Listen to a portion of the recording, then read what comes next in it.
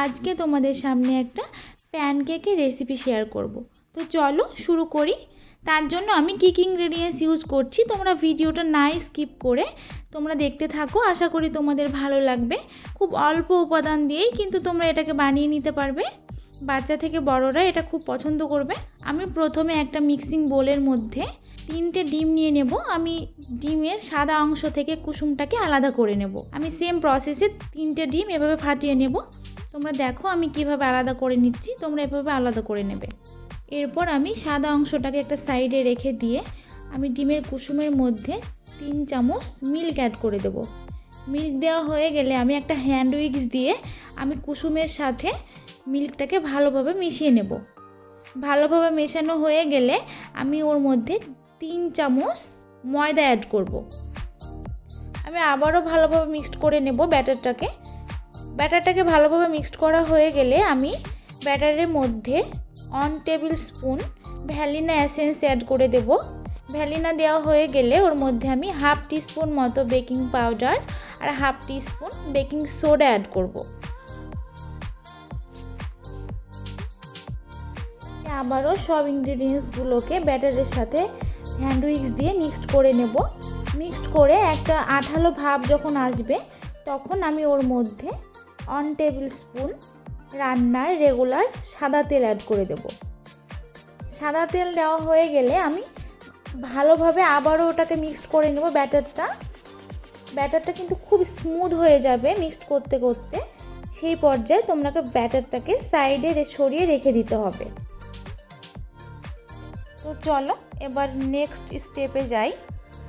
আমি ডিমের সাদা অংশটাকে নিয়ে একটা ইলেকট্রিক বিটার মেশিন দিয়ে আমি এটাকে বিট করে নেব। ইলেকট্রিক বিটার তোমাদের না থাকলে এখানে তোমরা হ্যান্ড উইক্সও ইউজ করতে পারো। যখন হালকা পরিমাণ এটা বিট হয়ে আসবে তখন আমি অল্প করে 1 টিস্পুন মতো চিনি অ্যাড করে দেব। আমি আবারও 1 টিস্পুন চিনি দিয়েছিলাম। আমি মোট এখানে 4 টেবিল স্পুন চিনি অ্যাড করেছিলাম।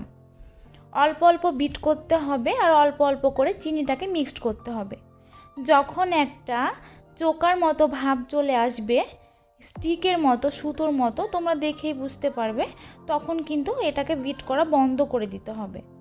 আমার বিট করতে মোট 5 থেকে 6 মিনিট মতো সময় লেগেছিল। সেখানে কম বেশি সময় লাগতে পারে। এটা কিন্তু খুব ভালোভাবে বিট করে নিতে হবে। আমি কিন্তু সব ফোমটা একবারে ডিমের মিশ্রণের মধ্যে দেব না। আমি অল্প পরিমাণ ফোম কুসুমের মিশ্রণটার সাথে আমি মিক্সড করে নেব। খুব আলতো হাতে এটাকে মিক্সড করে নিতে হবে, একদমই প্রেসার দেওয়া যাবে না।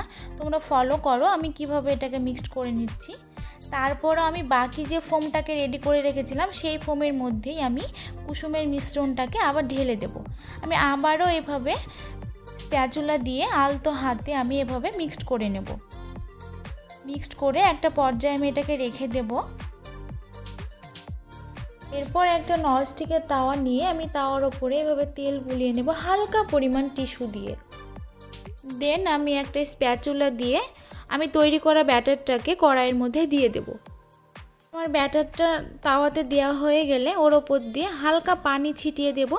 তারপর আমি এটাকে 3 মিনিট ওয়েট করে আমি এটাকে উল্টিয়ে দেব। খুব বেশি সময় না, 3 মিনিট খুব লো আঁচে এটাকে করে নিতে হবে। তারপর আমি এবার ঢেকে দেব। জাস্ট আমি 2 মিনিটের জন্য এটাকে ঢেকে দেব।